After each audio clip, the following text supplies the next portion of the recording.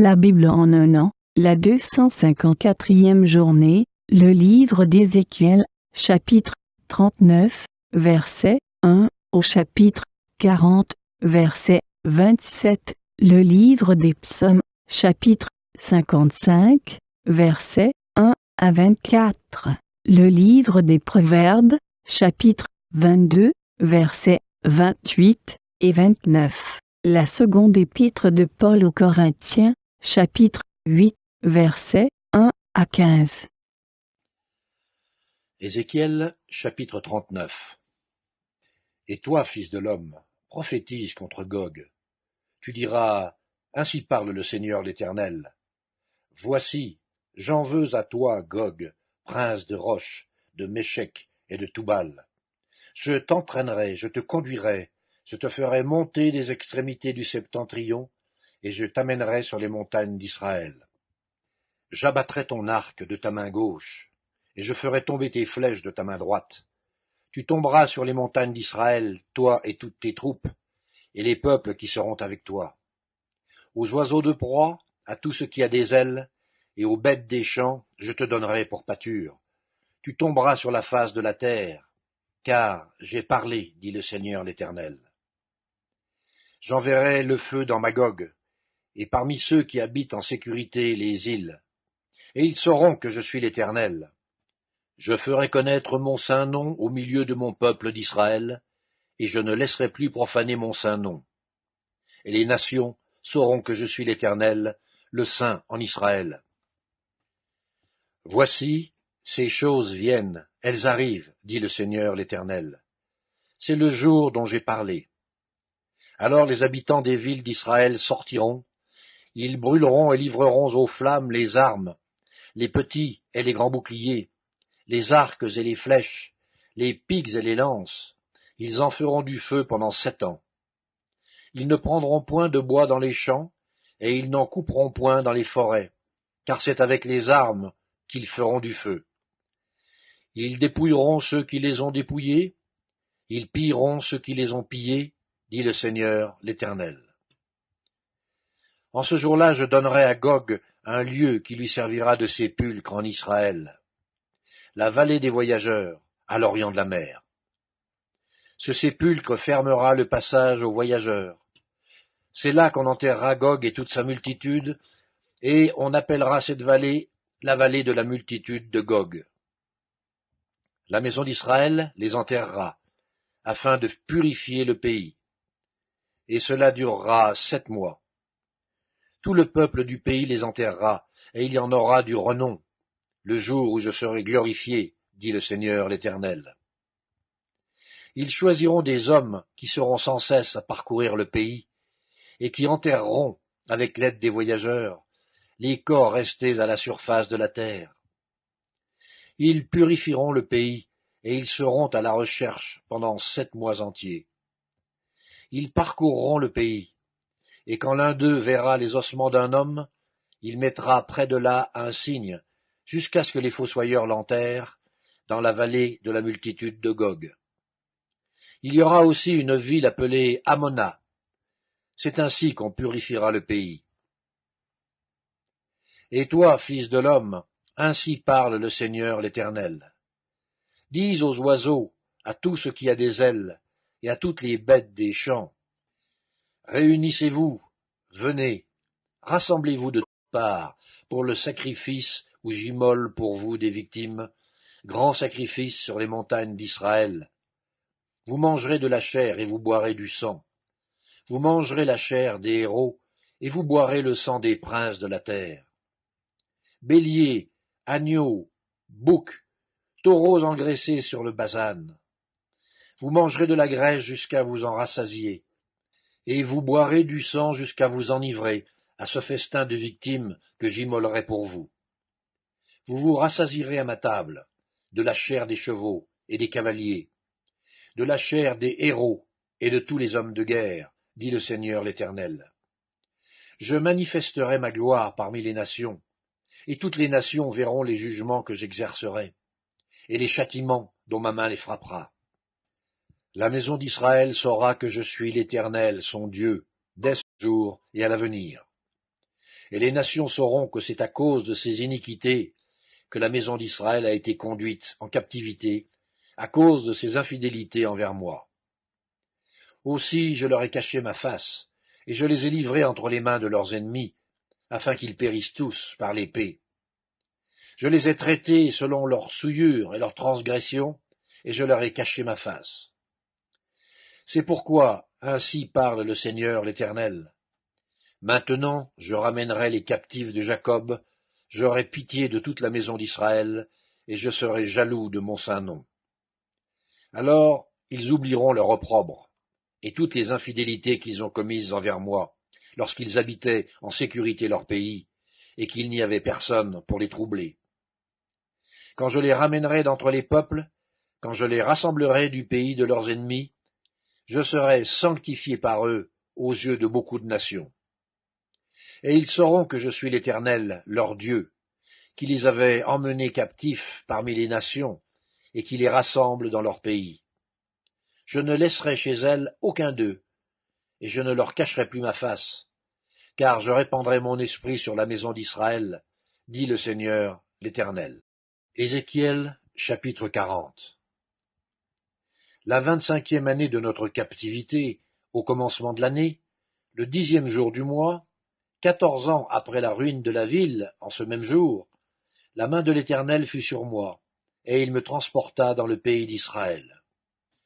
Il m'y transporta dans des visions divines, et me déposa sur une montagne très élevée, où se trouvait au midi comme une ville construite. Il me conduisit là, et voici, il y avait un homme dont l'aspect était comme l'aspect de l'airain. Il avait dans la main un cordeau de lin et une canne pour mesurer, et il se tenait à la porte. Cet homme me dit, « Fils de l'homme, regarde de tes yeux et écoute de tes oreilles. Applique ton attention à toutes les choses que je te montrerai, car tu as été amené ici afin que je te les montre. Fais connaître à la maison d'Israël tout ce que tu verras. » Voici un mur extérieur entourait la maison de tous côtés. Dans la main de l'homme était une canne de 6 coudées pour mesurer, chaque coudée ayant un palme de plus que la coudée ordinaire. Il mesura la largeur du mur qui était d'une canne, et la hauteur qui était d'une canne. Il alla vers la porte orientale, et il en monta les degrés.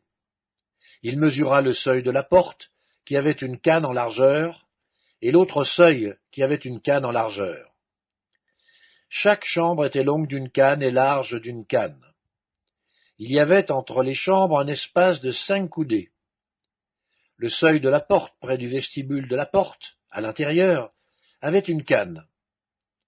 Il mesura le vestibule de la porte à l'intérieur. Il avait une canne.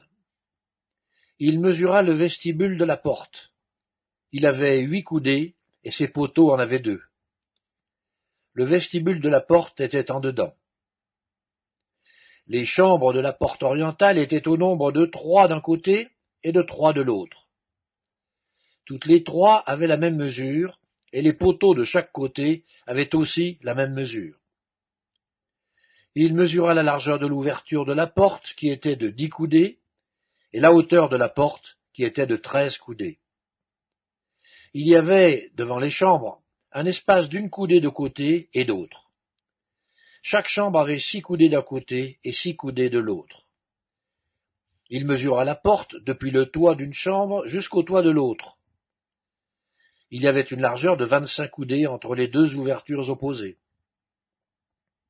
Il compta 60 coudées pour les poteaux, près desquels était une cour, autour de la porte. L'espace entre la porte d'entrée et le vestibule de la porte intérieure était de 50 coudées. Il y avait des fenêtres grillées aux chambres, et à leurs poteaux, à l'intérieur de la porte, tout autour. Il y avait aussi des fenêtres dans les vestibules, tout autour intérieurement. Des palmes étaient sculptées sur les poteaux. Il me conduisit dans le parvis extérieur où se trouvaient des chambres et un pavé tout autour. Il y avait 30 chambres sur ce pavé. Le pavé était aux côtés des portes et répondait à la longueur des portes. C'était le pavé inférieur. Il mesura la largeur depuis la porte d'en bas jusqu'au parvis intérieur en dehors. Il y avait 100 coudées à l'orient et au septentrion. Il mesura la longueur et la largeur de la porte septentrionale du parvis extérieur. Ses chambres, au nombre de 3 d'un côté et de 3 de l'autre, ses poteaux et ses vestibules, avaient la même mesure que la première porte, 50 coudées en longueur et 25 coudées en largeur. Ses fenêtres, son vestibule, ses palmes avaient la même mesure que la porte orientale. On y montait par 7 degrés, devant lesquels était son vestibule. Il y avait une porte au parvis intérieur, vis-à-vis de la porte septentrionale et vis-à-vis de la porte orientale. Il mesura d'une porte à l'autre 100 coudées.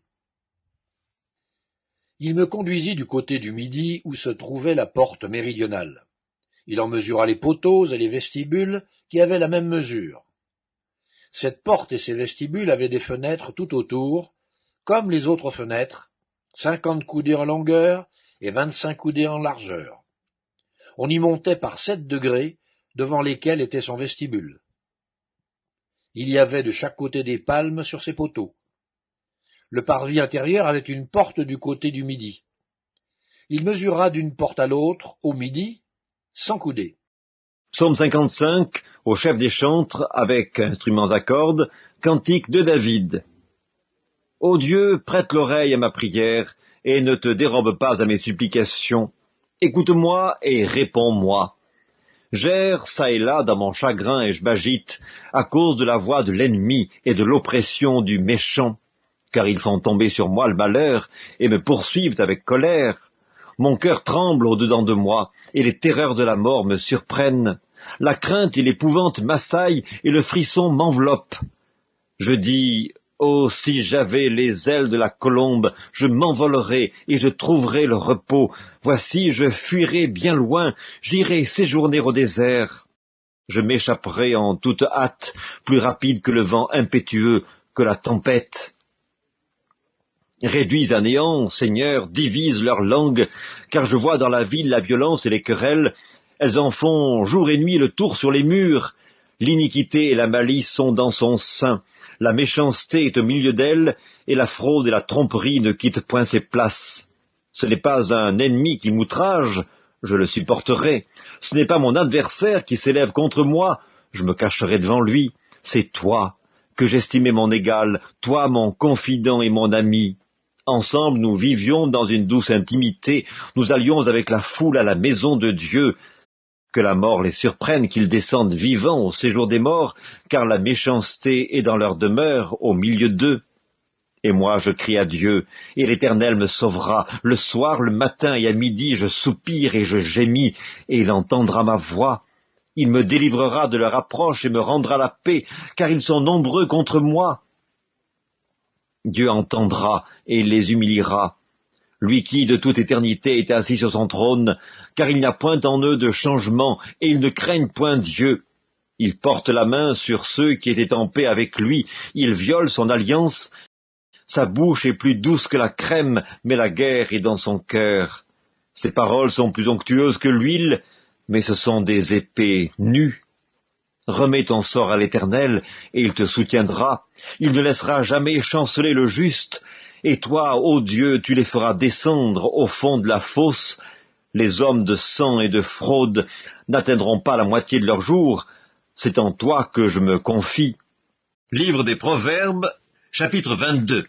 Ne déplace pas la borne ancienne que tes pères ont posée. Si tu vois un homme habile dans son ouvrage, il se tient auprès des rois. Il ne se tient pas auprès des gens obscurs. Seconde épître de Paul aux Corinthiens, chapitre 8. Nous vous faisons connaître, frères, la grâce de Dieu qui s'est manifestée dans les églises de la Macédoine. Au milieu de beaucoup de tribulations qui les ont éprouvées, leur joie débordante et leur pauvreté profonde ont produit avec abondance de riches libéralités de leur part. Ils ont, je l'atteste, donné volontairement selon leurs moyens, et même au-delà de leurs moyens, nous demandant avec de grandes instances la grâce de prendre part à l'assistance destinée aux saints. Et non seulement ils ont contribué comme nous l'espérions, mais ils se sont d'abord donné eux-mêmes au Seigneur, puis à nous, par la volonté de Dieu. Nous avons donc engagé Tite à achever chez vous cette œuvre de bienfaisance comme il l'avait commencée. De même que vous excellez en toutes choses, en foi, en parole, en connaissance, en zèle à tous égards, et dans votre amour pour nous, faites en sorte d'exceller aussi dans cette œuvre de bienfaisance. Je ne dis pas cela pour donner un ordre, mais pour éprouver, par le zèle des autres, la sincérité de votre charité. Car vous connaissez la grâce de notre Seigneur Jésus-Christ, qui, pour nous, s'est fait pauvre de riche qu'il était, afin que par sa pauvreté, vous fussiez enrichis. C'est un avis que je donne là-dessus, car cela vous convient, à vous qui non seulement avez commencé à agir, mais qui en avez eu la volonté dès l'année dernière. Achevez donc maintenant d'agir, afin que l'accomplissement, selon vos moyens, réponde à l'empressement que vous avez mis à vouloir. La bonne volonté, quand elle existe, est agréable, en raison de ce qu'elle peut avoir à sa disposition, et non de ce qu'elle n'a pas. Car il s'agit non de vous exposer à la détresse pour soulager les autres, mais de suivre une règle d'égalité. Dans la circonstance présente, votre superflu pourvoira à leurs besoins, afin que leur superflu pourvoie pareillement au vôtre, en sorte qu'il y ait égalité. Selon qu'il est écrit, « Celui qui avait ramassé beaucoup n'avait rien de trop, et celui qui avait ramassé peu n'en manquait pas. »